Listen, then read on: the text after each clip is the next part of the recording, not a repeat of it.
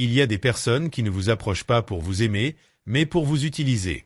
Leur affection est conditionnelle, leur intérêt calculé.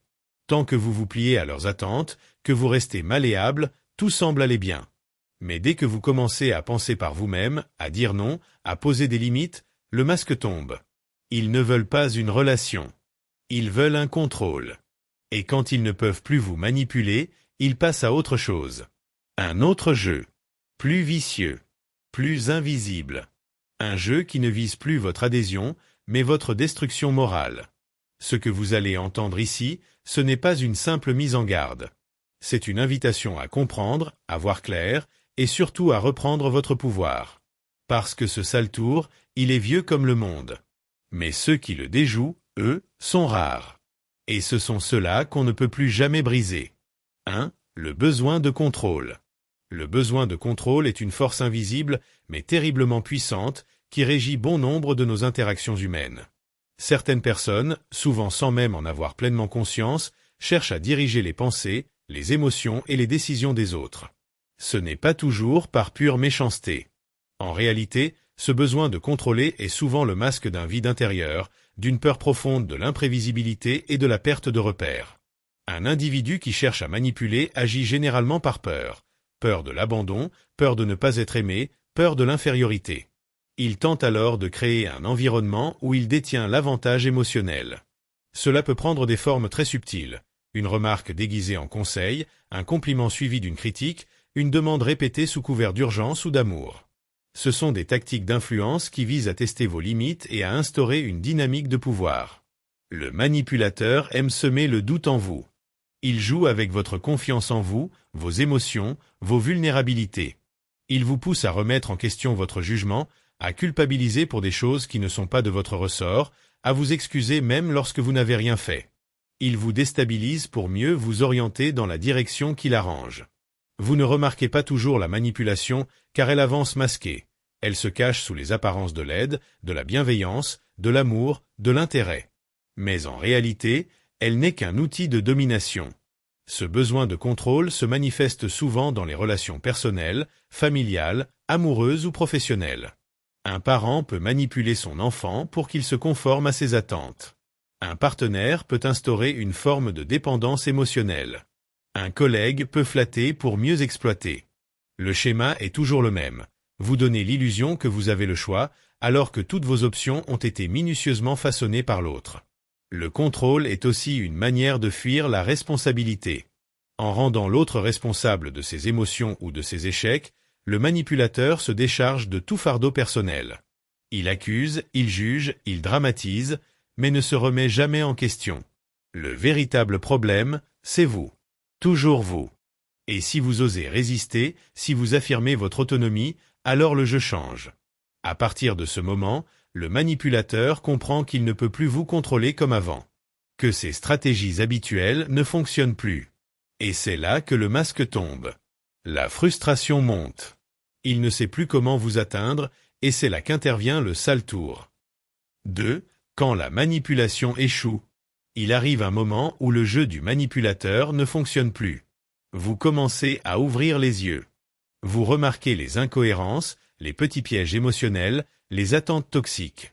Vous ne cédez plus aux caprices, vous refusez de vous excuser pour ce que vous n'avez pas fait, et surtout, vous commencez à poser vos propres limites. Pour quelqu'un qui vit de contrôle, cette évolution est une véritable menace. Quand un manipulateur échoue à obtenir ce qu'il veut, ce n'est pas seulement frustrant. C'est un affront personnel. Il ne voit pas un individu qui se libère, mais un obstacle à éliminer. Il perçoit votre indépendance comme une rébellion, une trahison, une attaque directe contre son autorité invisible. Et à ce moment précis, il change de stratégie. Il comprend qu'il ne peut plus vous contrôler de l'intérieur par les émotions, la culpabilité ou les promesses. Alors il tente de vous atteindre de l'extérieur. Son but n'est plus seulement de vous faire plier, mais de détruire la perception que les autres ont de vous. Il veut que vous payiez le prix de votre liberté. Ce qu'il n'a pas réussi à vous imposer en face, il tentera de vous le faire subir dans l'ombre. Le manipulateur frustré se transforme en saboteur d'image. Il commence à semer des doutes autour de vous. Il raconte à vos proches que vous êtes instable, ingrate, froide, voire dangereuse. Il utilise des demi-vérités, des exagérations ou des récits inventés pour justifier son rejet. Il vous peint comme la source de tous les problèmes, comme quelqu'un de difficile à vivre, d'impossible à satisfaire. Son objectif? Que les autres prennent parti, que vous soyez isolé, et qu'il regagne ainsi une forme de pouvoir sur vous, même indirectement. Mais parfois, ce sale tour ne se manifeste pas dans les paroles. Il prend une forme plus sournoise, le retrait soudain, le silence glacial, l'indifférence calculée. Le manipulateur vous fait alors subir une forme de punition émotionnelle. Il ignore vos messages, vous exclut des conversations, fait comme si vous n'existiez plus. Ce n'est pas de l'oubli, c'est une stratégie. Il veut que vous souffriez, que vous doutiez, que vous reveniez vers lui, pour qu'il puisse reprendre le contrôle. Quand la manipulation échoue, il ne reste plus que l'attaque, la déformation, la punition. C'est là que beaucoup de personnes tombent à nouveau dans le piège. Elles cherchent à se justifier, à sauver leur image, à reconquérir des liens. Mais c'est exactement ce que le manipulateur veut, que vous fassiez un pas vers lui, que vous ouvriez à nouveau la porte. Ce moment est crucial. Il marque la séparation entre ceux qui cèdent au chantage émotionnel et ceux qui choisissent leur paix, même au prix de la solitude. 3. Le sale tour en question. Lorsque le manipulateur comprend qu'il a perdu le contrôle sur vous, il n'essaie plus de vous séduire, ni de vous convaincre. Il se tourne alors vers une méthode bien plus sournoise et destructrice, le sabotage. Ce sale tour n'a qu'un objectif, salir votre image, ruiner votre crédibilité et vous pousser à l'isolement. Il ne vous attaque plus de face, il vous attaque de biais, là où cela fait mal. Votre réputation, votre entourage, votre paix intérieure.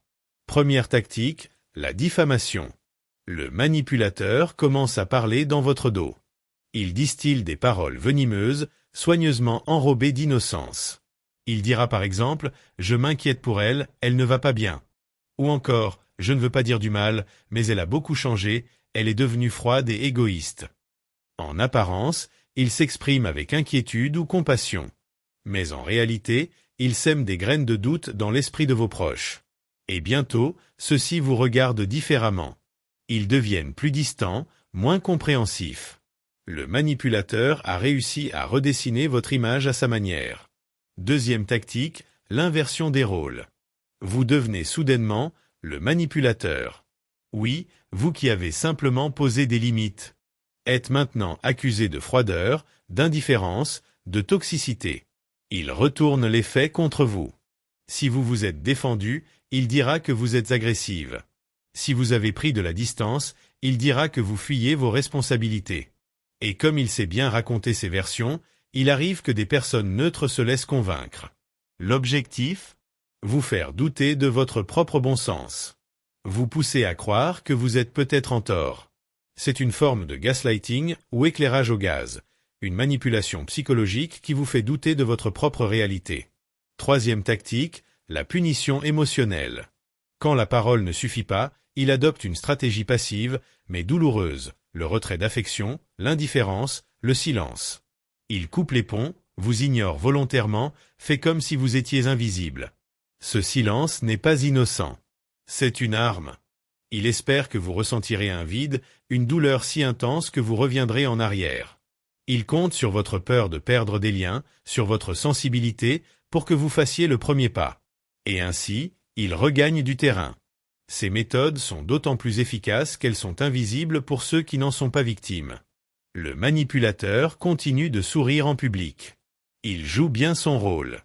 Il se positionne comme la victime de votre transformation soudaine. Et plus vous essayez de vous expliquer, plus il vous accuse d'en faire trop. Vous entrez dans un cercle vicieux. Mais comprendre ces mécanismes, c'est déjà reprendre le pouvoir. Quand vous voyez clair dans leurs intentions, vous cessez de vous justifier. Vous ne vous pliez plus à leur jeu. Et vous découvrez alors une posture puissante, le silence stoïque. 4. Réponse stoïque et détachée. Face au sale tour du manipulateur, la tentation est grande de se défendre, de rétablir la vérité, de crier son innocence au monde entier. Mais plus vous essayez de vous justifier, plus vous vous enfoncez dans un terrain piégé, préparé pour vous faire réagir. Le manipulateur veut justement cela, vous faire perdre votre calme, vous pousser à l'émotion pour prouver que vous êtes instable ou excessive. La meilleure réponse, dans ces moments-là, ce n'est pas le combat. C'est le détachement. C'est le silence stoïque. Le stoïcisme vous enseigne que vous n'avez pas de pouvoir sur les opinions des autres, mais vous avez un pouvoir absolu sur votre comportement. Le regard extérieur, aussi injuste soit-il, ne doit pas déterminer votre paix intérieure. Ce qu'ils disent, ce qu'ils croient, ce qu'ils racontent, tout cela n'est qu'un reflet de leur perception, souvent déformée par leurs blessures ou leur besoin de contrôle. Vous n'êtes pas obligé d'entrer dans leur théâtre. Vous pouvez sortir de la scène, calmement, dignement, et marcher vers votre propre lumière. La réponse stoïque, ce n'est pas l'indifférence froide. C'est la maîtrise de soi. C'est savoir que vous valez plus que les accusations. Que votre vérité ne nécessite pas de plaidoirie. Que votre valeur ne dépend pas de leur approbation. Vous ne cherchez plus à convaincre, mais à être en paix. Vous ne réagissez plus à la provocation, vous observez. Vous ne rendez pas coup pour coup, vous laissez la vie rééquilibrer les choses à sa manière. Car elle le fait toujours. Dans ce détachement, vous reprenez le pouvoir. Non pas sur les autres, mais sur vous-même. Vous ne courez plus après les liens toxiques, vous ne mendiez plus l'amour ni la reconnaissance. Vous ne tolérez plus les jeux de rôle, les masques, les manipulations. Vous choisissez vos batailles. Et celle-ci, vous la gagnez en ne livrant aucun combat. Ce silence, cette posture, dérange profondément le manipulateur. Il ne sait plus comment vous atteindre. Il ne peut plus vous accuser d'agressivité, vous n'avez pas réagi. Il ne peut plus prétendre que vous êtes instable, vous êtes calme.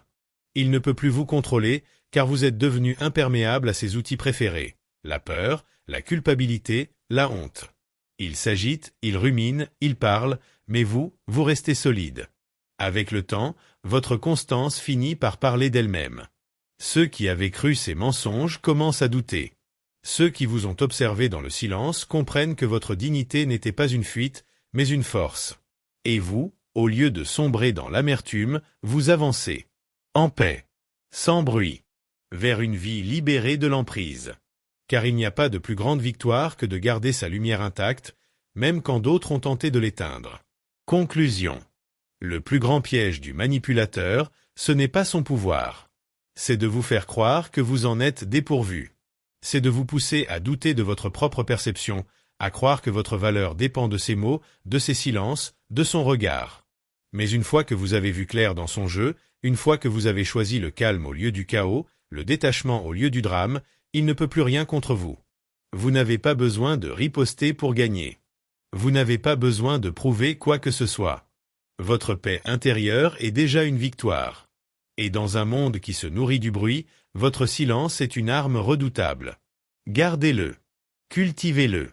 Marchez avec fierté, même seul, même incompris, car ce chemin vous mène vers la liberté. Et rappelez-vous, ceux qui ne peuvent pas vous manipuler essaieront toujours de vous faire passer pour le problème. Mais vous savez. Et cela suffit.